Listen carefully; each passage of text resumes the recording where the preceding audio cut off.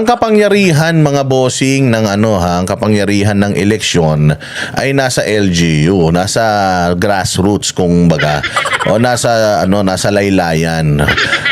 Kaya dumadami pera ng mga kapitan pag eleksyon, dumadami pera ng mga mayor kahit re-electionist sila. Dumadami ang pera nila mga bossing dahil nga syempre yung lokal na yan sila ang may hawak. So yung LGU sa kanila yan, for example Quezon City. Ngayon ako mayor ng Quezon City. It's as if ako ang presidente ng Quezon City. Ako ang Senado, ako ang Kongreso, ako ang presidente. Isa lang 'yan, mayor ang may control lahat niyan. So ako mayor, pwede kong kontrolin yung budgets, projects ng mga barangay. So pwede ko silang hawakan sa leeg. So kung ano ang direksyon ko sa barangay, kung ano ang direction ko sa barangay, anong utos ko sa barangay, susundin ng barangay. Kasi nga nakasalalay sa akin lahat ng mga ng mga galawan, ng mga kapirahan diyan sa barangay. So ang mangyayari, syempre ako mayor, pag sinabi ko kailangan itong party list na to ang lumabas, itong party list na to nyo diyan, kandidato nyo dyan. Itong mga congressman sa distrito na to, kandidato nyo dyan. Sa distrito na to, kandidato nyo dyan. O ako dito, yung mayor, syempre mayor at vice mayor, ako dahil ako ang magbibigay sa inyo ng kayamanan.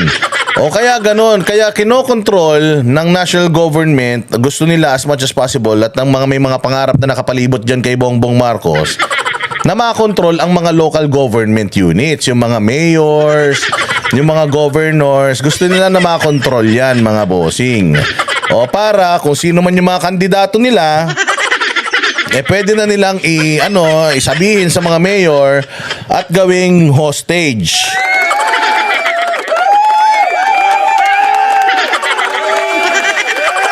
Gagawin nilang hostage yung mga yan. Kumbaga parang pang-blackmail nila. So eto ngayon, ito kailangan lumabas tong mga to dahil kung hindi lumabas to at ako'y nanalong mayor, humanda ka na. Ubus ka, wala kang project, sisirain kita sa mga constituents mo hanggang sa mawala ka dyan sa serbisyong hinayupa. Kasi syempre, ikaw naman si Kapitan, mataas din ang pangarap mo sa buhay, di syempre, ganun din ang gagawin mo. Syempre, para maambunan ka, kailangan kung ano yung gusto nila gagawin mo. Kaya sobrang makapangyarihan talaga ng isang mayor dahil ang isang mayor ay parang presidente.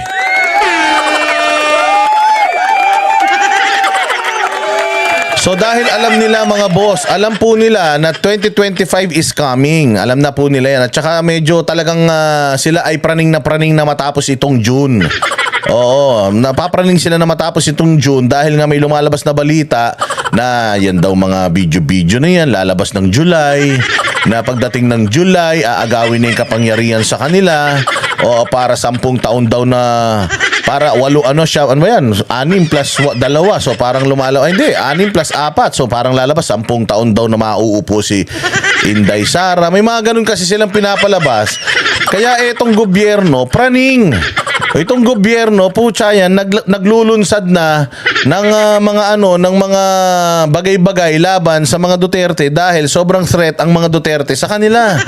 Tinulungan nga kayo manalo, paano naging threat? Kaya kayo kasi nanonood kayo sa mga vlogger na mga tanga eh.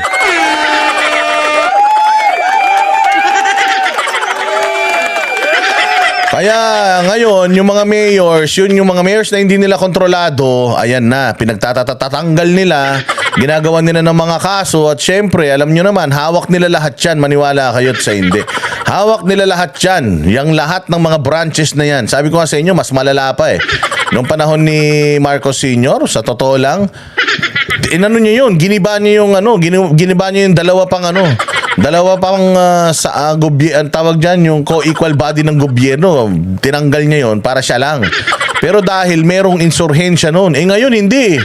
Ngayon gumagana lahat walang problema malinis ang Pilipinas kumbaga pero parang kontrolado pa rin nila yung Senado, yung Kongreso, hanggang Supreme Court. Kaya talaga yun ang nakakalungkot dahil supposedly yung check and balances alam mo ipinakita rin talaga ng Panginoon sa atin yung yung hindi kagandahan ng isang bansa na walang check and balances walang check and balances dahil nga yung mga lahat alyado nila nila mula local government hanggang Senado, Kongreso, hanggang diyan sa sa Supreme Court So ang problema pagka ganyan, nagkakaroon na ng diktadorya na legal.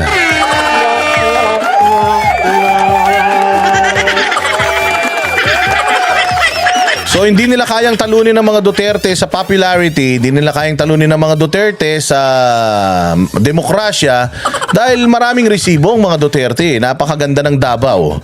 Tingnan mo ang Davao sa ibang mga probinsya sa Mindanao, napakalayo. Yung katabi na nga lang na Davao del Norte, na Davao del Sur, ang layo na sa Davao del Sur At ang Davao City mismo Davao City, katabi lang yan, Samal Island. Kita mo, ang layo-layo ng itsura niyan. So, ibig sabihin, napakaganda ng ginawa ng mga Duterte sa kanilang probinsya. Sila lang po ang may mga 911. Alam mo, meron nga doon isang pagkakataon na merong kaibigan, si Mayor Baste, na nadisgrasya at tumawag sa kanya. Yung sabay daw siyang tinawagan at saka yung kaibigan niya tinawagan yung 911 ni Baste.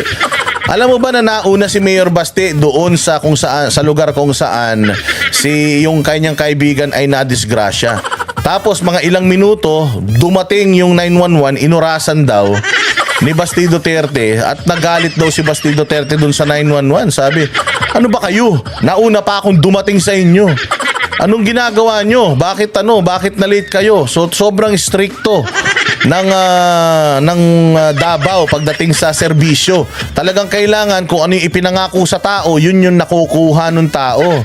So maganda ang patakaran dyan sa Davao. Maganda ang patakaran nung panahon ni PRRD sa Pilipinas na ngayon mukhang lahat ginigiba. Lahat ng build yata. Hindi na tinuloy. Wala ng pondo. Tapos itong mga project sa Mindanao na dapat para makipag-compete na ang Mindanao sa Metro Manila dahil kalamihan ng ating mga goods, mga agri-products galing ng Mindanao. Ano nangyari? Yung railroad nila wala na, itinigil na.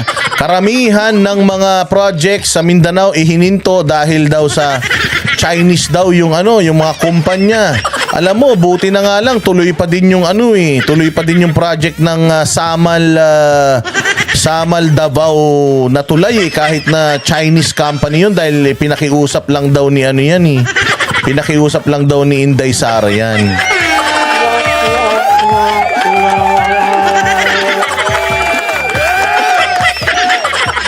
So ganun po ang mga nagaganap ngayon. At meron po tayong na-receive na information na anytime daw after nung kanilang rally, yung pa-concert nila dyan sa Davao del Norte.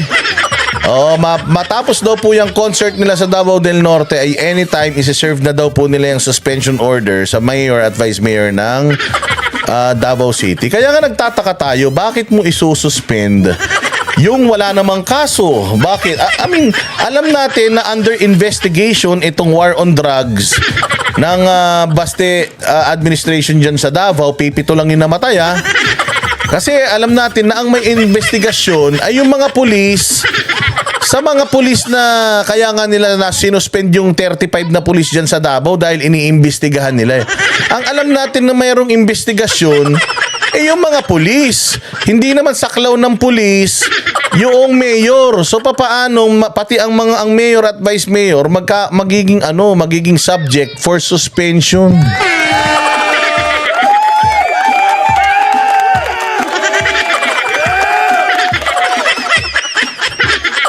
Oo, Diyos mio. Kaya talaga naman magtataka ka kasi nawe-weaponize mga bossing yung kanilang kapangyarihan to suspend. Meron kasing kapangyarihan ang executive na mag-suspend. Ang problema, ginagamit nila yun sa mga kalaban nila sa politika. Hindi na nagagamit ng tama. Sinimulan nila yan, bossing, wala tayong imik Hindi tayo umimik nung wineponize nila yung anti-terror bill. Nung wineponize nila yun at ginawang terorista si Congressman Arnie Tevez, hindi tayo umimik. O ngayon, yung pang-aabuso, nandiyan na sa doorsteps natin. Papaano pa? Makaka-react pa ba tayo? Ang hirap kasi sa inyo, hanggat hindi kayo apektado, hindi kayo nagre-react. Hindi kayo nakikiisa. Tapos kapag apektado na kayo, parang aping-api kayo.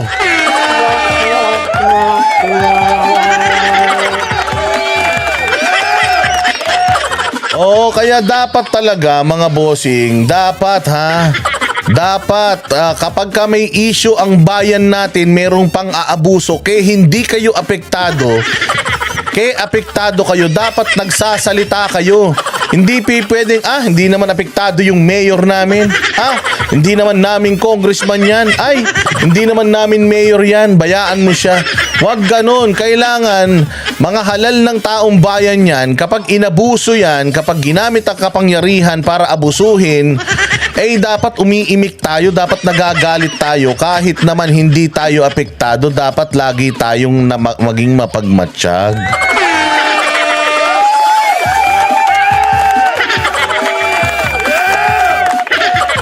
Kita ninyo dyan sa Congress noong nakaraan, talaga naman ang fake news. Mantakin mo ang resource person mo, nagpipresenta ng numero ng mga namatay sa war on drugs noong panahon ni PRD. Putang ina si Jokno. Si Jokno, ano namang kinalaman ng hinayupak na yan? Yung ngipin nga niya, hindi niya maayos. Putang ina niya, nakikialam pa sa problema ng war on drugs ni Duterte. Ang daming namatay na SAP 44. Ilang pulis ang namatay dahil sa katarantaduhan ni Pinoy. Putang ina niyan si Jokno. Puta, wala namang ginawa ang hayop na yan.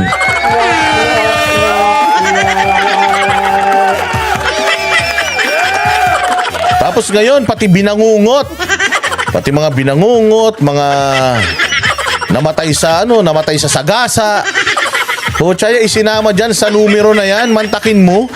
Isang buong taon may 20,000 namatay, lumalabas 55 person per day. Kainan yan, 55 per day. Imposible naman hindi tayo magtaka niyan.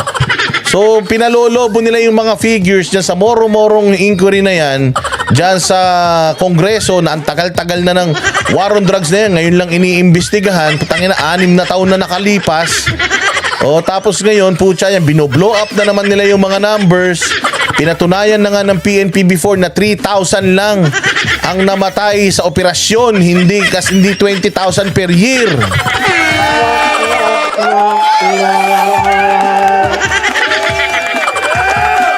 Sabi ni Mario, kailangan na magsalita at manindigan si VP Sara, tama?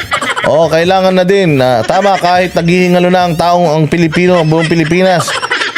Saka na lang magigising pag naghihingalo nga. Ayun nga, totoo yan, LA. Oy, RJP Stories, how are you? Boss Dada. Sabi ni Remedios, buti na lang nandiyan kayong mga vloggers nagsasalita. Oo, kasi sa media, tinan ninyo. Sa mainstream media, pinalalabas ba yung mga issues na yan? Puros kasiraan sa mga Duterte yan, lumalabas sa issue ng mga hinayupak na yan.